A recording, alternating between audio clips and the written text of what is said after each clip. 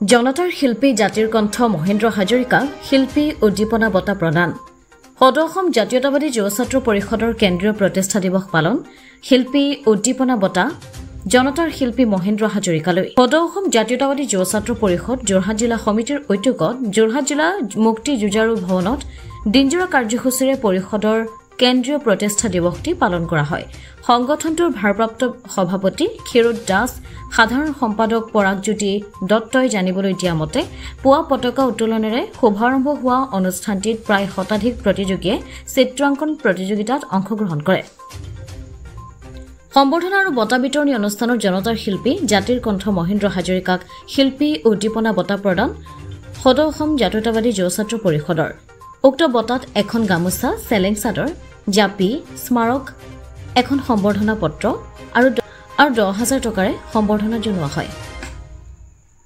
লগতে সম্বৰ্ধনা জনাই বিশিষ্ট সমাজকৰ্মী তথা পৰিৱেশ সংৰক্ষক বিপুল হাজৰিকাক উক্ত অনুষ্ঠানটিত পৰিষদৰ কেন্দ্ৰীয় সমিতিৰ সভাপতি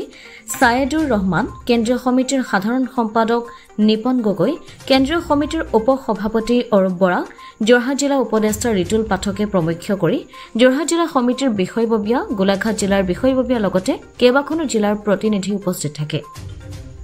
যোৰহাটৰ পৰা অনুপম বৰাৰ ৰিপৰ্ট পোহৰ লাইভ 8 এইপিনে মই সাধনা কৰোঁ শব্দৰ সাধনা কৰোঁ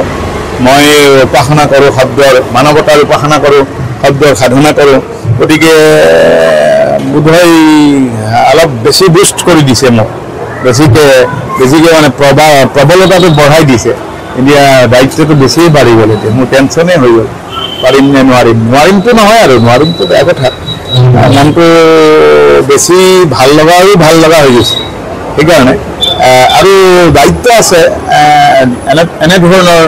শ্ৰদ্ধাশীল চিন্তাশীল যিসকল দল সংগঠনে যদিহে প্ৰজন্মৰ কাৰণে এনেধৰণৰ অনুপ্ৰেৰণামূলক এনেধৰণৰ আয়োজনবিলাক নকৰে মানুহে সাহস আৰু চেতনা প্ৰজন্মৰ যুগে ক'ৰ পৰা বাঢ়িব কোনে কৰি দিব তো ৰাজনীতি বস্তুটো ৰাজনীতিৰ ফালেই গৈ থাকে ভোটকেন্দ্ৰিক বস্তুটো তো ৰাস্তাটো ভাল কৰিব লাগে ৰাইজেই ক'ব লাগিব ইত্যাদি ধৰণৰ গণসচেতনতাৰ কাৰণে এই যাত্ৰা বিশেষকৈ অসমত অবিৰত অনন্তপৰৰ যাত্ৰা হৈ থাকিব জাতিৰ সাহস আৰু চেতনাৰ কাৰণে এনে দল সংগঠনৰ সদায় প্ৰয়োজনীয়তা আছে গানে বিচাৰিলো কতদিন কত ৰাতি জ্বলিল তোৰ কত ভাতি নাহিলে এদিন গানে তোমাক বিচাৰিলো কতদিন কত ৰাতি বিচাৰি আছো লগেই পোৱা নাই ক'ব নোৱাৰো আৰু ভইচ কেইদিন ৰাখে সৰস্বতীয়ে নাজানো আৰু গানেই গাই আছো গানেই হৈ গৈছো প্ৰেৰণাৰ গান মানৱতাৰ গান চেতনাৰ গান দায়িত্ববোধৰ গান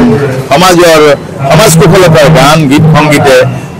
সাৱটি ধৰি আছো তাৰ মাজত ভাল লগা ভাল পোৱা ইত্যাদিবিলাক থাকে প্ৰেম ৰোমাঞ্চ পোৱা নোপোৱা ইত্যাদি কথাবিলাকো থাকে মূলতঃ গণসচেতনতা সমাজ কুশলতাৰ বাবে মই দায়বদ্ধ ধন্যবাদ অসমীয়া জাতিৰ শোষণ বঞ্চনাৰ বিৰুদ্ধে শক্তিশালীভাৱে মাত মাতি জাতিটোৰ পক্ষত সদায় শক্তিশালীভাৱে থিয় দিয়াৰ মানসেৰে জন্ম লাভ কৰা সদৌ অসম জাতীয়তাবাদী যুৱ ছাত্ৰ পৰিষদৰ আজি 6তম প্ৰতিষ্ঠা দিৱস যোৰহাট জিলাৰ মুক্তি যুঁজাৰু ভৱনত আনুষ্ঠানিকভাৱে ৰূপায়ণ কৰা হৈছে বিভিন্ন কাৰ্যসূচী বিশেষকৈ ছাত্ৰ ছাত্ৰীসকলৰ মাজত পুৱাৰ ভাগত চিত্ৰাংকন প্ৰতিযোগিতা অন্যান্য সামাজিক কামৰ লগতে আজিৰ অনুষ্ঠানতে সদৌ অসম জাতীয়তাবাদী যুৱ ছাত্ৰ পৰিষদে প্ৰদান কৰা আজি শিল্পী উদ্দীপনা বঁটা সেই বঁটা আমি আনুষ্ঠানিকভাৱে আজি প্ৰদান কৰিছোঁ অসমৰ এগৰাকী জনপ্ৰিয় শিল্পী জনতাৰ শিল্পী জাতিৰ কণ্ঠস্বৰূপ শ্ৰদ্ধাৰ মহেন্দ্ৰ হাজৰিকা ডাঙৰীয়াক এই বৰ্ষৰ বাবে শিল্পী উদ্দীপনা বঁটা প্ৰদান কৰা হৈছে গতিকে আজিৰ দিনটোৰ এই কাৰ্যসূচী আনুষ্ঠানিকভাৱে ৰূপায়ণ কৰি এই মঞ্চতে সদৌ অসম জাতীয়তাবাদী যুৱ ছাত্ৰ পৰিষদৰ প্ৰত্যেকজন আমি সদস্যই আনুষ্ঠানিকভাৱে সংকল্প গ্ৰহণ কৰিছোঁ যে অনাগত দিনতো অসমীয়া জাতিটোৱে সন্মুখীন হোৱা যিখিনি সমস্যা এই সমস্যা আজিৰ ক্ষেত্ৰত আপোচবিহীনভাৱে সম্পূৰ্ণ শক্তিশালীভাৱে আৰু প্ৰতিটো মুহূৰ্তত থিয় হৈ যাম জাতিৰ সংকটৰ প্ৰতিটো মুহূৰ্তত কোনো ক্ষেত্ৰতে আপোচ নকৰি শক্তিশালীভাৱে জাতীয় স্বাৰ্থ ৰক্ষাৰ কাৰণে আমি কাম কৰি যাম যোৰহাট তথা অসমবাসীৰ বাবে সুখবৰ উজনি অসমৰ লগতে যোৰহাটৰ শিশু যুৱক যুৱতী মহিলাসকলৰ বাবে এয়া সুখবৰ যোৰহাটত মুকলি হ'ল লেকমি চেলুন যোৰহাটৰ গড় আলিৰ এপল টাৱাৰৰ প্ৰথম মহলাত মুকলি ভাৰতবৰ্ষৰ অন্যতম জনপ্ৰিয় salon Lakme salon. Lakme salon মানে ভাৰতবাসীৰ নিৰ্ভৰযোগ্য প্ৰতিষ্ঠান। লেকমি চেলুনখনত আপুনি পাব বিভিন্ন ধৰণৰ সুবিধা, য'ত অত্যাধুনিক যন্ত্ৰৰে আপোনাক সজোৱা হ'ব। ইয়াত বিভিন্ন bridal package, makeup artist, skin care, hair dresser সুবিধা উপলব্ধ হ'ব, য'ত থাকিব ৰেহাই মূল্য। bensound.com